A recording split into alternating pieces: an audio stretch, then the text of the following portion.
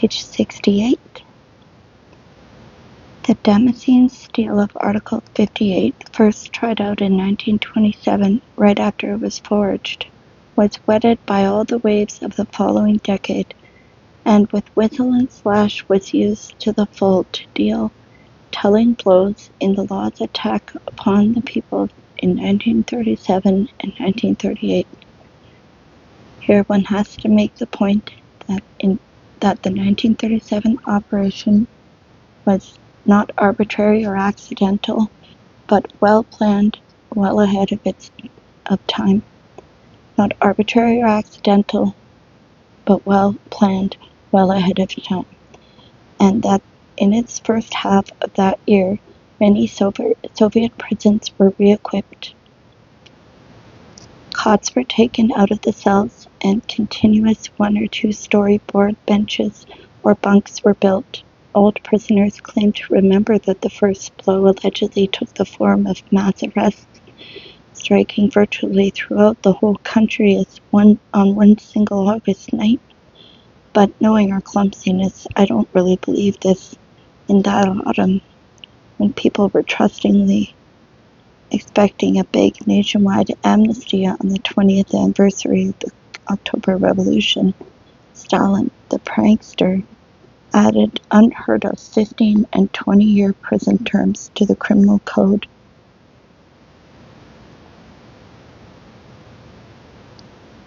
There is hardly any need to repeat here what has already been widely written and will be written many times more about 1937, that a crushing blow was dealt the upper ranks of the party, the government, the military command, and the GPU and KVD itself. There was hardly one province of the Soviet Union in which the first secretary of the party committee, of the chairman of the provincial executive committee, or the chairman of the provincial executive committee survived. Stalin picked more suitable people for his purposes. Olga Shavadze tells how it was in Tbilisi. In 1938, the chairman of the city executive committee, his first deputy, department chiefs, their assistants, all the chief accountants, and all the chief economists were arrested. New ones were appointed in their places. 2 months passed, and the arrests began again.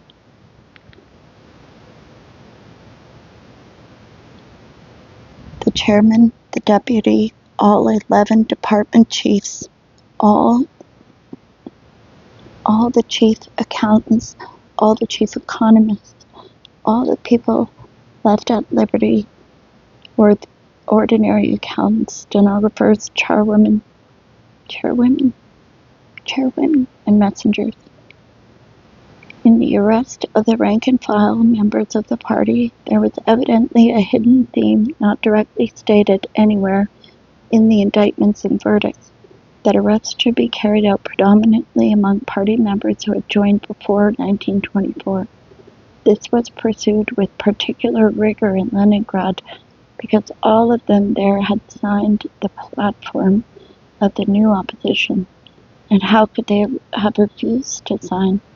How could they have refused to trust their Leningrad Provincial Party Committee? Here is one vignette from those years as it actually occurred. The district party conference was underway in Moscow province. It was presided over by a new secretary of the district party committee, replacing one recently arrested. At the conclusion of the conference, a tribute to Comrade Stalin was called for. Of course, everyone stood up, just as everyone had leaped to his feet during the conference at every mention of his name. The small hall echoed with stormy applause, rising to an ovation. For 3 minutes, 4 minutes, 5 minutes, the stormy applause rising to an ovation continued. But palms were getting sore, and raised arms were already aching, and the older people were panting from exhaustion. It was becoming insufferably silly, even to those who really adored Stalin. However, who would dare to be the first to stop? The secretary of the district party committee could have done it. He was standing on the platform, and it was he who had just called for the ovation. But he was a newcomer. He had taken the place of a man who'd been arrested. He was afraid. After all, NKVD men were standing in the hall, applauding and watching to see who quit first. And in that obscure small hall, unknown to the leader, the applause went on for 6, 7, 8 minutes. They were done for. Their goose was cooked. They couldn't stop now, till they collapsed with heart attacks. At the rear of the hall, which was crowded, they could, of course, cheat a bit, clap less frequently, less vigorously, not so eagerly, but up there with the presidium, where everyone could see them, the director of the local paper factory, an independent and strong-minded man, stood with the presidium, aware of all the falsity and all the impossibility of the situation. He had still kept on applauding. 9 minutes, 10. In anguish, he watched the secretary of the district party committee, but the latter dared not stop. Insanity to the last man. With make-believe enthusiasm on their faces, looking at each other with faint hope, the district leaders were just going to go on and on, applauding until they fell where they stood, till they were carried off out the hall on stretchers. And even then, those who were afraid, who were left, would not falter. Then, after 11 minutes, the director of the paper factory assumed a businesslike expression and sat down in his seat. And oh, a miracle took place. Where had the universal, uninhibited, indescribable enthusiasm gone? To a man, everyone else stopped dead and sat down. They had been saved. The squirrel had been smart enough to jump off his revolving wheel. That, however, was how they discovered who the independent people were, and that was how they went about eliminating them. That same night, the factory director was arrested. They easily pasted 10 years on him on the pretext of something quite different. But after he signed Form 206, the final document of the interrogation, his interrogator reminded him, "Don't ever be the first to stop applauding," unquote. And just what are we supposed to do? How are we supposed to stop? Now that's what Darwin's natural selection is, and that's also how to grind people down with stupidity.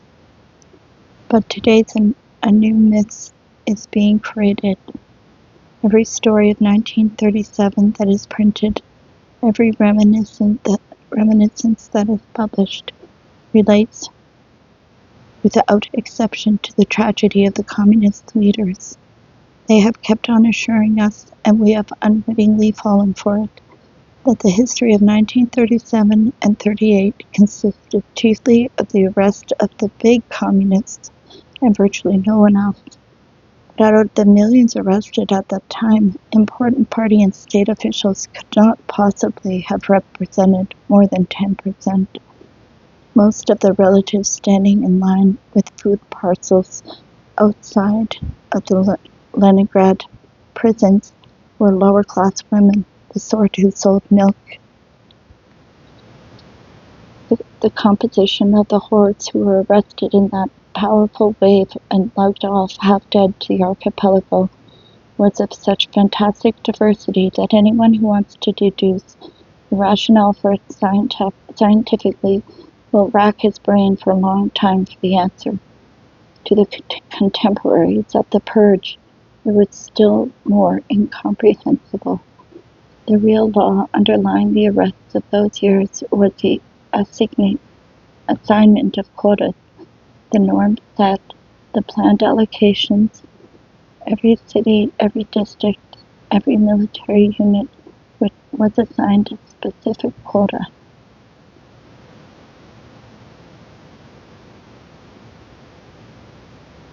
So, of arrests to be carried out, I lost my place, by a stipulated time. From then on, everything else depended on the ingenuity of the security operations personnel. The former Czechist Alexander Galganov recalls that a telegram arrived in Tashkent, Ch.2. They had just finished one clean-out, and it seemed as if there was no one else to take. Well, true, they had just brought in about 50 more from the district, and then they had an idea. They would reclassify as 58s all the non-political offenders being held by the police. No one sooner said than done.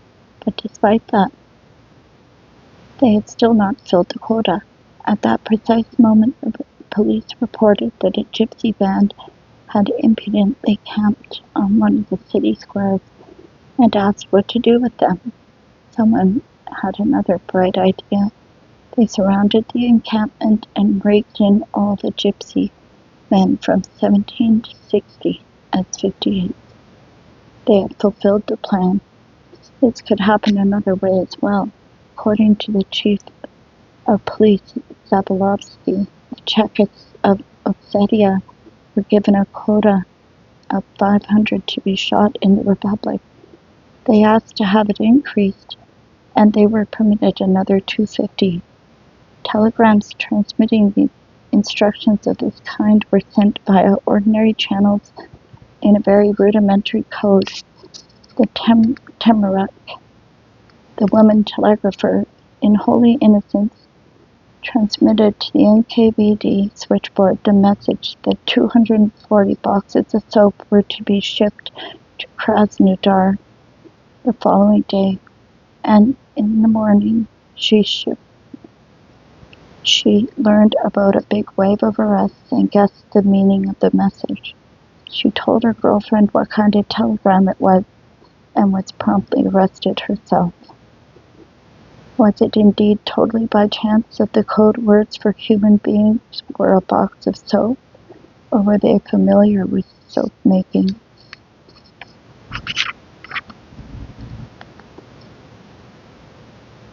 Of course, certain patterns could be discerned.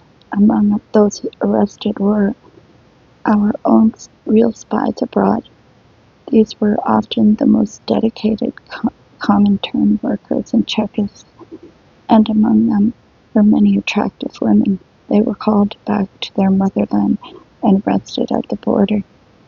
They were then confronted with their former Comintern chief, for example, Mirov Korona, who confirmed that he himself had been working for one of the foreign intelligence services, which meant that his subordinates were actually guilty too. And the more dedicated they were, the worse it was for them. Soviet employees of the Chinese Eastern Railroad, the KVZHT, were one and all arrested as Japanese spies, including their wives, children, and grandmothers. But we have to admit these arrests had already begun several years earlier. Koreans from the Far East were sent into exile in Kazakhstan, the first experiment in mass arrests on the basis of race. Leningrad Estonians were all arrested on the strength of having Estonian family names and charged with being anti-communist Estonian spies. All Latvian riflemen and all Latvian Czechists were arrested. Yes, indeed, those very Latvians who had been the midwives of the revolution, who just a short while before had constituted the nucleus and the pride of the Czechia. And with them were taken even those communists of the bourgeois Latvia who had been exchanged in 1921 and been freed thereby from their dreadful Latvian prison terms of 2 and 3 years. In Leningrad, the Latvian department of the Herzen Institute, the House of Latvian Culture, the Estonian Club, the Latvian Technicum, and the Latvian and Estonian newspapers were all closed down. In the midst of the general to-do, the big solitaire game was finally wound up, and all those not yet taken were raked in. There was no longer any reason to keep it secret. Time had come to write fini to the whole game.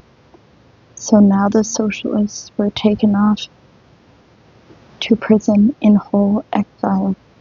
For example, the Ufa exile and the Saratov exile, and they were all sentenced together and driven off in herds to the slaughterhouses of the archipelago. Nowhere was it specifically prescribed more than that more members of the intelligentsia should be arrested than of other groups. But just as the intelligentsia had never been overlooked in previous waves, it was not neglected in this one. Students' denunciation, and this combination of words, student and denunciation, had ceased to sound outlandish. That a certain lecturer in a higher educational institute kept citing Lenin and Marx frequently, but Stalin not at all, was all that was needed for the lecturer not to show up for lectures anymore. And what if he cited no one? All Leningrad Orientalists of the middle and younger generation were arrested. The entire staff of the Institute of the North were arrested, except for its NKVD informers. They even went after the school teachers. In Sverdlovsk, one case involved 30 secondary school teachers and the head of the provincial education department, Perel. One of the terrible accusations against them was that they had made arrangements to have a New Year's tree in order to burn down the school, and the club fell with the regularity of a pendulum on the heads of engineers, who by this time were no longer bourgeois, but a whole Soviet generation of engineers. Because of an irregularity in the geological strata, 2 mine tunnels which mine surveyor Nikolai Merkuryevich Mikov had calculated would meet failed to do so. He got Article 58.7, 20 years. 6 geologists, the Kodovich group, were sentenced to 10 years under 58.7 for intentionally concealing reserves of tin ore in underground sites in anticipation of the arrival of Germans. In other words, they had failed to find the deposits. On the heels of the main wave followed an additional special wave of wives and the so-called CHS, members of families. Among them were the wives of important party leaders, and also, in certain places, Leningrad, for example, the wives of all of those who had been sentenced to 10 years without the right to correspondence. In other words, those who were no longer among the living. CHS, as a rule, all got 8 years. Well, that was still less than the dispossessed kulaks got it, and their children did not go to the archipelago. Piles of victims, hills of victims, a frontal assault of the NKVD on the city. In one wave, for example, GP Matveyeva saw not only her husband but all 3 of her brothers arrested, and all in different cases. Of the 4, 3 never returned. An electrician had a high-tension mine break in his sector, 58.7, 20 years. A perm worker, Novikov, was accused of planning to blow up a Kama River bridge. In that same city of Perm, Yushakov was arrested during the day, and at night they came for his wife. They presented her with a list of names and demanded that she sign a confession that they had all met in her house at the Menshevik SR Socialist Revolutionary meeting. Of course they had not. They promised in return to let her out to be with her 3 children. She signed, destroying all those listed, and of course, she herself remained in prison. Nadezhda Yudenich was arrested because of her family name. True, they established after 9 months that she was not related to the white general, and they let her out. A mere trifle. During that time, her mother had died of worry. The film Lenin in October was shown in Staraya, Russia. Someone present noticed the phrase in the film, "Polchinski must know." Polchinski was defending the Winter Palace. "But we have a nurse working here named Polchinskaya. Arrest her." They did arrest her, and it turned out that she actually was his wife, who had hidden in the provinces following his execution. In 1930, as small boys, the three brothers Pavel, Ivan, and Stefan Borushko came to the Soviet Union from Poland to live with their parents. Now, as young men, they were arrested for suspicion of espionage and got 10 years. A streetcar motorwoman of Krasnodar was returning on foot late at night from the car depot on the outskirts of the city. To her misfortune, she passed some people working to free a truck that had gotten stuck. It turned out to be full of corpses. Hands and legs stuck out from beneath the canvas. They wrote down her name, and the next day she was arrested.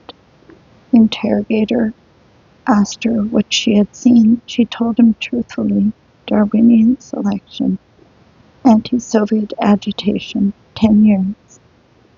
A plumber turned off the loudspeaker in his room every time the endless letters to Stalin were being read. His next-door neighbor denounced him. Where is that neighbor today? He got SOE, socially dangerous element, 8 years. A half-literate stove maker used to enjoy writing his name in his free time. This raised his self-esteem. There was no blank paper around, so he wrote on newspapers. His neighbors found his newspaper in the communal toilet with pen and ink flourishes across the countenance of the father and teacher. Anti-Soviet agitation, 10 years. Stalin and those close to him loved their portraits and splashed them all over the newspapers and issued them in millions of copies.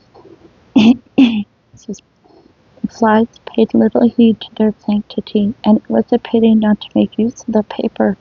And how many unfortunates got a term for that?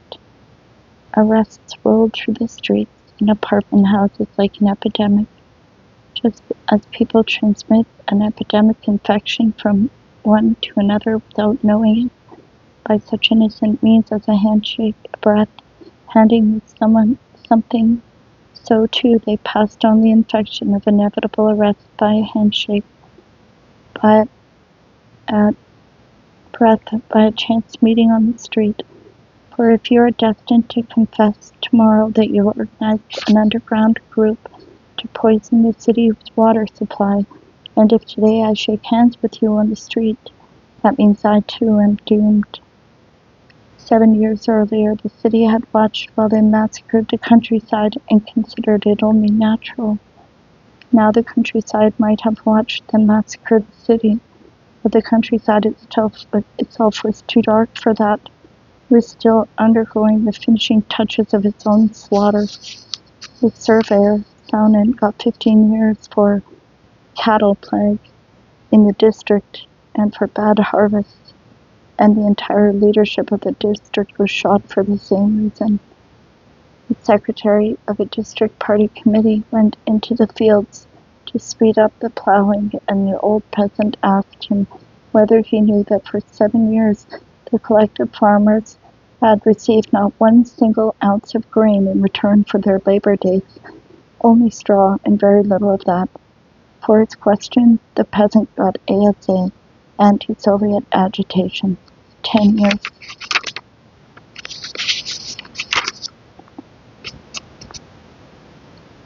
Another peasant with 6 children met a different fate. Because he had 6 mouths to feed, he devoted himself wholeheartedly to collective farm work and kept hoping he would get some return for his labor. And he did. They awarded him a decoration. They awarded it in a special assembly, made speeches. In his reply, the peasant got carried away. He said, "Now if I could just have a sack of flour instead of this decoration, couldn't I somehow?" A wolf-like laugh rocketed through the hall, and the newly decorated hero went off to exile, together with all 6 of those dependent mouths. Should we wrap it all up and simply say that they arrested the innocent? But we omitted saying that the very concept of guilt had been repealed by the proletarian revolution and, at the beginning of the 30s, was defined as rightist opportunism. So we can't even discuss these out-of-date concepts of guilt and innocence. Thank you for listening. Have a good day.